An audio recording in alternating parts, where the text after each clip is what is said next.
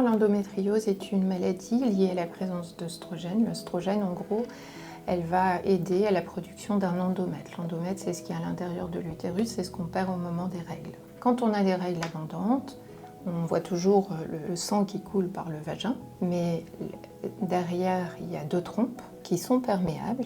L'ovaire n'est pas accolé à la trompe et il va y avoir du sang qui va s'écouler dans la paroi abdominale.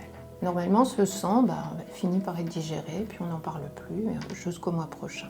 Et puis, on ne sait pas pourquoi, mais certaines patientes vont avoir des cellules endométriales qui sont anormales. C'est un mauvais terme, mais c'est peut-être plus explicite, c'est un certain jeunisme, on va dire. C'est-à-dire qu'elles ne sont pas en fin de vie, elles vont rester là, elles vont se mettre sur les muqueuses qui entourent l'utérus. Donc on va voir l'ovaire, on va avoir le ligament utérosacré qui relie l'utérus au sacrum, on va avoir derrière le tube digestif, devant on va avoir la vessie, on a les fossettes ovariennes.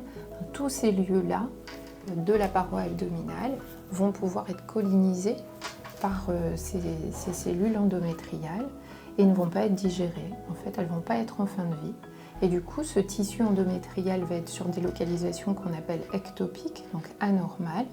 Et lors du nouveau cycle, sous l'influence de l'œstrogène et de la progestérone qui sont produits par l'ovocyte au moment de sa maturation, ces hormones vont influencer ce tissu-là également. Mais comme c'est dans des localisations qui ne doivent pas être, on va saigner aussi, c'est-à-dire ces cellules endométriales vont saigner également dans ces endroits-là.